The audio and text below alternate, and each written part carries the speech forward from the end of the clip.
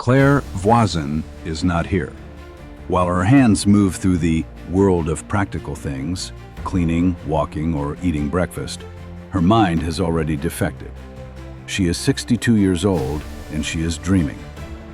But this is no ordinary daydream. She is navigating high-dimensional spaces and structures defined by complex polynomial equations. In this different world, the rest of reality simply disappears. She is a senior researcher at the French National Center for Scientific Research and the first woman to ever win the Crawford Prize in mathematics. To her, a theorem is a poem. A proof is a source of strength that makes the world feel clear. But for a long time, she didn't think she belonged here. She thought mathematics was just a game, and she was looking for something much deeper.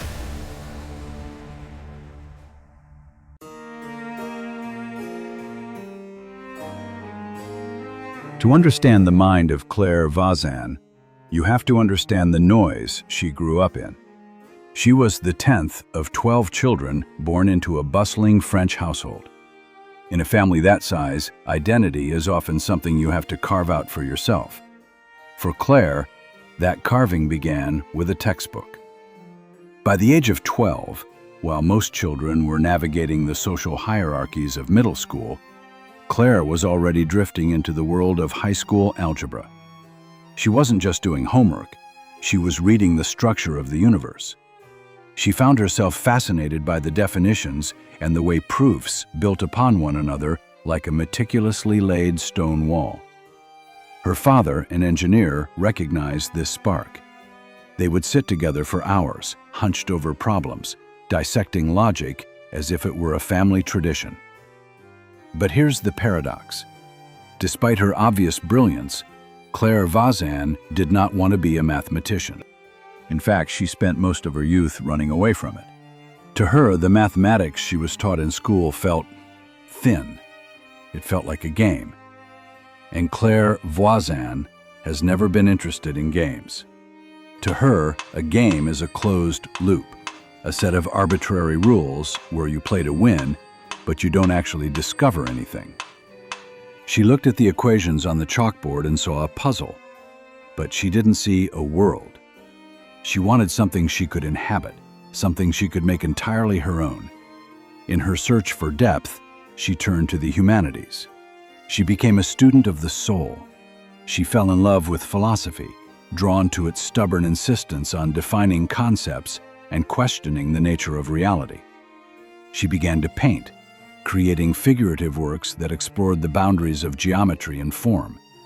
She lived in the verses of the great French poets, Mallarmé, Baudelaire, and René Char, searching for a language that could express the complexity she felt within.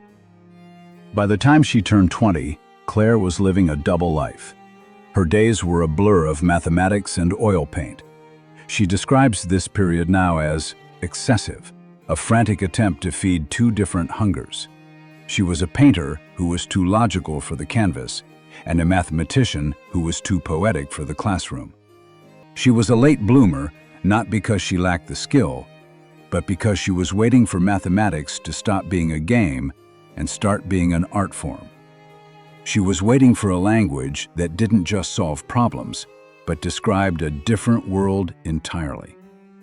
She didn't know it yet, but that language was about to find her in the halls of the university.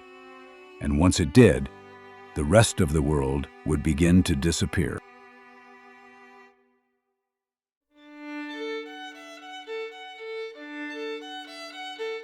For years, Claire Voisin lived on the borders of multiple worlds, never quite ready to commit to just one. But in her early 20s, while studying at the École Normale Supérieure, the border walls finally collapsed. She encountered something she didn't know existed, the extraordinary mathematics of the 20th century. This wasn't the repetitive, rule-bound arithmetic of her school days. This was a revolution.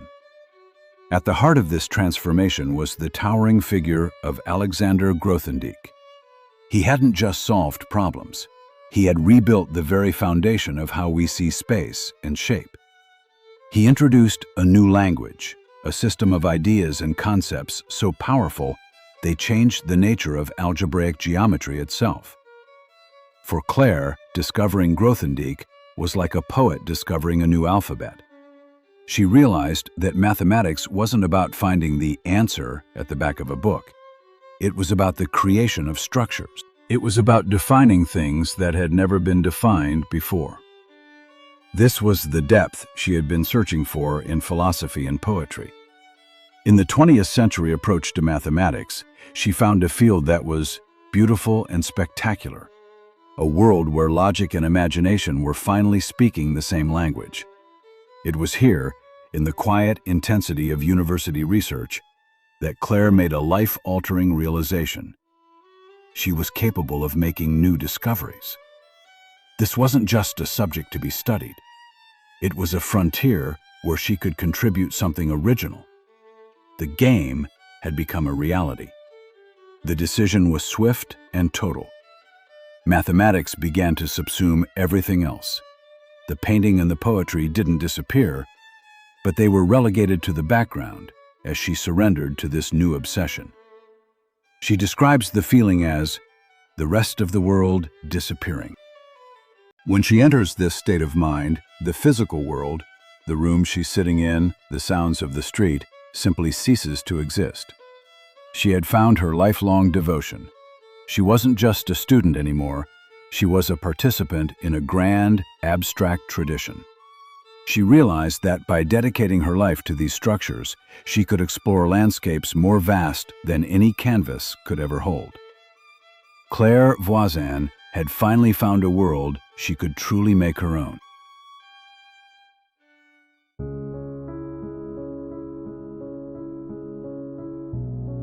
To Claire Voisin, mathematics is not a cold collection of facts. It is a supreme art form, perhaps the only one capable of pushing at the very limits of human language. In her eyes, there is a fundamental link between the canvas and the conjecture. Just as a painter uses pigment to capture an elusive light, a mathematician uses logic to capture an elusive truth. She sees mathematics as a way to play with the boundaries of what can be expressed, reaching for concepts that words alone are too clumsy to hold. When she speaks of her work, she doesn't use the dry terminology of a textbook. She speaks of landscapes. To Claire, abstract definitions are like beautiful mountains rising out of a fog. At first, they are intimidating, distant, and perhaps a bit cold. But as you climb, as you struggle through the proofs and begin to understand the inner workings of the theorems, the landscape changes. Those once daunting abstract objects begin to take on a personality. They become familiar. They become, as she describes them, your friends. You learn their habits, their quirks, and the way they interact with one another in the high-altitude air of pure thought. But how does she reach these peaks? Most would imagine a mathematician chained to a desk, surrounded by crumpled paper and ink-stained fingers. For Claire, the reality is the exact opposite. The aha moment, the sudden flash of a proof, almost never happens while she's staring at a chalkboard. Her creative process is one of strategic detachment. She does the hard labor of studying and absorbing the problem at her desk, but then she walks away. She enters the world of practical things. She cleans the house. She walks the streets of Paris. She molds clay in her studio. And it is in these moments of mindless activity that her brain starts working by itself. It is a form of unconscious processing, a background task running in the quiet corners of her mind. Suddenly, while her hands are busy with the physical world, a connection is made in the abstract one. The different world of mathematics breaks through the surface of the mundane.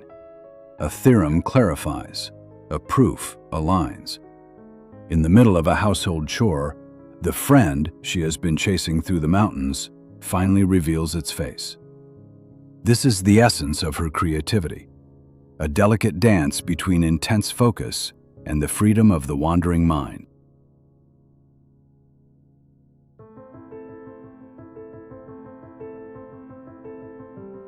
Having mastered the language of Grothendieck and found her creative rhythm in the quiet moments of the everyday, Claire Voisin moved into the most challenging territory of all: Hodge theory. This is the study of algebraic varieties, geometric shapes defined not by physical measurements, but by polynomial equations. Even a simple circle, defined by x squared plus y squared equals 1, is a window into this world. But Voisin's work takes place in much higher dimensions, where these shapes become varieties of immense complexity. At the heart of this field lies the Hodge Conjecture, one of the 7 Millennium Prize problems. It is a subtle and profound guide for the entire theory. For decades, mathematicians have believed that if the Hodge Conjecture is true, it would grant us incredible control over the geometry of these varieties. It would be a map to the hidden structure of our mathematical universe. But Claire Voisin's relationship with the conjecture is one of both devotion and disruption. While she believes in its power, she also delivered what she calls a shock to the mathematical community. She proved that the Hodge conjecture cannot be extended to other settings where it would seem natural. It was a moment of profound clarity, a realization that the beauty of the conjecture has very specific, rigid borders. Solving these classical problems, however, often requires more than just logic. It requires a new way of seeing. Voisin emphasizes the power of definitions. Along with her colleagues, she introduced a new invariant known simply as A. It sounds modest, but in mathematics, a new definition is a turning point. It is a new lens that allows us to look at a problem that has been stuck for a century and finally see the path forward. For Claire, the greatest progress doesn't come from brute force, but from the quiet invention of a better language. Today, at 62, the frantic energy of her younger years has transformed into a steady, focused presence. With her 5 children grown and out of the house, she has found a new kind of mobility. She has returned to her clay and her paintings, but her mind remains firmly rooted in the different world of mathematics. She reflects on age not as a decline, but as a broadening of the horizon. She now possesses a detailed view of her field and its borders, a better picture of what she doesn't know. To Claire, there is still so much to do. The mountains are still there, the friends are still waiting to be discovered, and the rest of the world still disappears the moment she begins to dream. Claire Voisin's story is a reminder that mathematics is not a game to be won, but a landscape to be inhabited.